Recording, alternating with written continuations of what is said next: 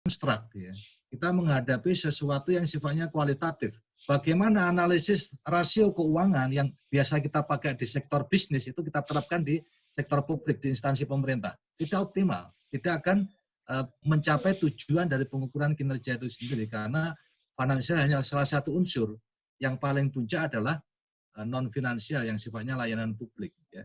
Maka ada konsep yang disebut dengan social benefit cost analysis. Ada input, output, outcome, benefit, impact, dan sebagainya. Itu yang nanti akan bersama-sama kita kupas. Ya.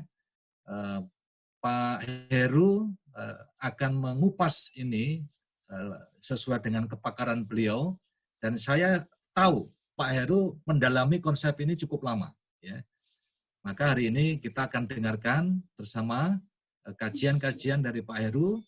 Dan sekali lagi, harapan kami ini semua akan bermanfaat bagi kita semua dan utamanya negeri kita tercinta Indonesia. Selamat membangun bangsa kita ya. Terima kasih, dan saya atas nama pimpinan DMN Partners mengucapkan mohon maaf kalau ada yang kurang dan masih kurang berkenan gitu ya. Sekali lagi, saya terima kasih. Dengan mengucap Bismillahirrahmanirrahim, webinar series yang ke-10 dengan topik pengukuran kinerja entitas pemerintahan hari ini, tanggal 17 September 2020, dengan mengucap Bismillahirrahmanirrahim, saya nyatakan untuk dibuka. Saya akhiri, saya kembalikan kepada Bu Rida. Dan selamat siang. Assalamualaikum warahmatullahi wabarakatuh. Waalaikumsalam warahmatullahi wabarakatuh. Baik, terima kasih sekali Pak Mansur. Acara sudah dibuka oleh Bapak pimpinan kami. Langsung saja acara akan teruskan kepada Bu Anita selaku moderator kita siang hari ini. Time is yours. Please, silakan dimulai. Terima kasih. Baik, terima kasih Bu Rida. Bapak Ibu sekalian, pertama-tama saya ucapkan selamat siang. Assalamualaikum warahmatullahi wabarakatuh. Waalaikumsalam. Bapak Ibu, puji dan syukur kita panjatkan kehadirat Tuhan Yang Maha Esa karena kita masih diberi kesempatan untuk berkumpul di sini dalam acara webinar kita yang diselenggarakan oleh KAPMNK, yang dimana ini adalah series ke-10 dengan tema pengukuran kinerja entitas pemerintahan. Sebelumnya saya juga mengucapkan terima kasih dan salam sejahtera kepada Bapak Muhammad Mahsun, SE, MSI, AK, CA, CPA, CFRA, selaku Managing Partner dari KAPMNK atau KAP Mahsun Nurdiono, Kukuh, dan rekan yang mungkin beberapa rekan hadir di sini ya, Bapak Ibu, selamat siang. Tak lupa saya juga mengucapkan selamat siang kepada Bapak Dr. Fakhruzaman, SE, MDM, AK, CA, ASEAN, CPA, atau yang biasa kita sapa dengan Bapak Heru, Bapak Heru HI Hanafi. Selamat siang Pak Heru. Selamat siang Mbak Anita, terima kasih. Terima kasih. Dan juga yang terhormat Bapak undangan kami, Bapak Iwan Novarian, SE, MAK, CA, CP, SAK, CNLP, AK. Beliau adalah Widya Iswara dari Bandiklat PKN BPK RI. Selamat siang Pak Iwan. Dan juga Bapak Ardino Kurniawan, SE, MACC, AK. Beliau adalah Auditor Inspektorat Kabupaten Sleman, Yogyakarta. Selamat siang ya Pak Ardino.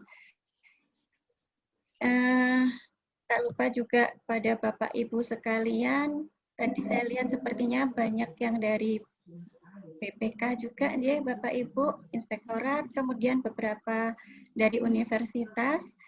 Selamat bergabung. Nanti kita di sini akan diskusi bersama dengan tema yang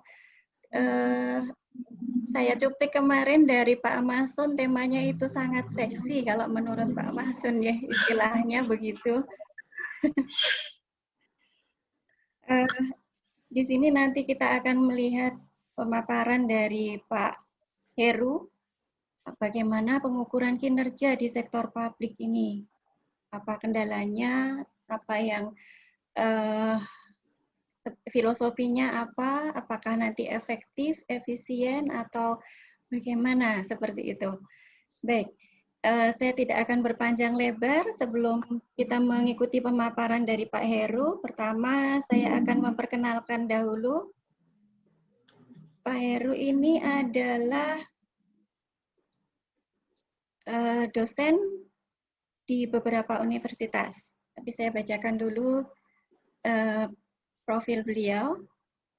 Beliau lahir di Bengkulu pada 13 Maret 1971. Kemudian beliau ini adalah PNS di FEB Universitas Bengkulu sejak 1 Januari 1996. Sudah lama ya Bapak. Kemudian saat ini beliau menjabat sebagai Wakil Dekan Bidang 3 atau Kemahasiswaan. Pengalaman berorganisasi beliau sebagai Ketua IAI Wilayah Provinsi Bengkulu sejak 2014, juga sebagai Ketua FDI Forum Dosen Indonesia dari tahun 2017 sampai 2020, sebagai Dewan Pengawas RSMY Provinsi Bengkulu dari 2018 sampai 2023, dan banyak lagi. Langsung saja saya ke riwayat pendidikan beliau. Pak Heru ini menempuh S1 di Manajemen Universitas Bengkulu. S1-nya 2 ini Bapak. Dan juga di S1 Akuntansi Universitas Syah Kuala. Berarti SE-nya double ya Pak Heru ya. Kemudian S2 di IDMK CPAF UPLB Filipina, serta S3 di PPS Unpad Bandung. Pengalaman ngajar di luar dari universitas beliau juga pernah ngajar di BINUS, Presiden University, Mercu Buana University, Universitas Pancasila, Direktorat Diploma IPB Bogor, UNJ Jakarta, Azhara University, Tribakti Business School, dan lain sebagainya. Sebagai dosen tamu, beliau juga pernah mengajar di Universitas Sriwijaya Palembang, kemudian di Universitas Maliku Saleh, Lok Sumawe, Aceh, di Universitas Terbuka juga, dan juga sebagai penguji eksternal program doktor ilmu akuntansi Universitas Sumatera Utara. Pengalaman kerjanya sangat banyak. Ini kalau saya bacakan semua mungkin nanti tidak selesai ini. Saya bacakan beberapa saja. Beliau sebagai konsultan juga di CIDS Center Education Development Studies, konsultan di bidang keuangan di PT Equality Indonesia, konsultan keuangan dan akuntansi di Focus Group. Seperti itu. Tidak usah saya bacakan semuanya, Bapak Ibu, dan tidak berpanjang lebar. Nanti kita akan mengikuti pemaparan dari Pak Heru. Namun demikian, sebelumnya saya sampaikan, Bapak Ibu yang ada di ruang Zoom maupun di YouTube, nanti boleh mengajukan pertanyaan sembari kita mengikuti pemaparan dari Pak Heru. Silakan Bapak Ibu menuliskan pertanyaan di kolom chat. Jadi nanti saya akan pilih beberapa pertanyaan untuk ditanggapi oleh Pak Heru. Dan selain itu, selama Pak Heru memaparkan materi, saya mohon dengan hormat Bapak Ibu untuk mute, menonaktifkan speakernya agar kita bisa mengikuti pemaparan dengan baik. Itu yang bisa saya sampaikan. Selanjutnya, waktu dan tempat saya persilakan kepada Bapak Heru. Monggo Bapak. Terima kasih ya, Jang Anita, Primas TV, moderator ya hari ini. Terima kasih kesempatan ini. Izin saya akan sharing dulu dari materi saya. Ya. Terima kasih kepada KAP MRK dan partner yang telah memberikan kesempatan saya untuk kita berdiskusi ya. Ini bukan mengajari, tapi kita berdiskusi karena saya masih butuh sekali banyak feedback dari kita semua. Karena ini pengalaman menarik bagi saya, kurang lebih 20 tahun ya, 20 tahun di pemerintah daerah, baik di Bengkulu maupun ketika saya menetap di Jabodetabek. Saya mohon izin nih, banyak materi ini saya ambil dari berbagai sumber. Dalam arti kata tujuannya adalah kita mencari suatu kesamaan visi, kesamaan cara pikir, karena ternyata tidak mudah kita kalau berdiskusi terkait dengan pengukuran kinerja.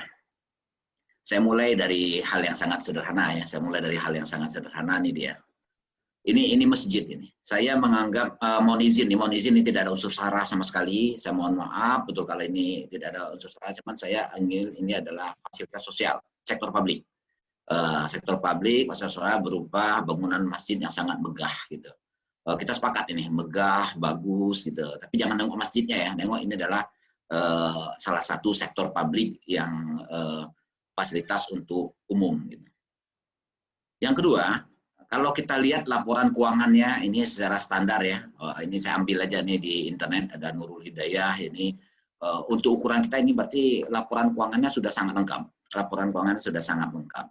Jadi sehingga tadi bangunannya bagus, laporan keuangannya bagus. Namun di sektor publik tidak jarang ketika masjid tadi kan tempat beribadah. Syarat untuk beribadah itu kita bersih dari hadas kecil dan hadas besar, maka kita perlu untuk berwudu gitu. Tapi ketika kita masuk ke dalam wudu, kita ketemunya yang begini. Ini seringkali kita ketemu, artinya fasilitas yang sangat mendasarnya menyedihkan. Gitu. Padahal tadi saya ulang lagi, bangunannya bagus, laporan keuangannya bagus, kemudian ternyata fasilitas yang sangat mendasar dari fungsi sektor publik tersendiri terlupakan. Gitu. Ini poin yang akan kita diskusikan ke depan nanti.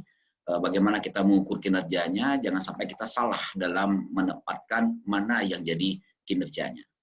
Di sisi lain ini ada masjid juga, masjid di salah satu pulau ya di Bengkulu ya, di Pulau Enggano itu ada masjidnya sangat sederhana. Walaupun sederhana tapi bersih ya, kemudian rapi gitu ya. Laporan keuangannya simpel sekali. Laporan keuangannya cuma di papan gitu, hanya melaporkan kas masuk, kas keluar. Sangat sederhana. Namun apa yang terjadi ketika kita ngambil wudhu, kita kaget. Nah, bentuknya begini. Artinya kira-kira begini.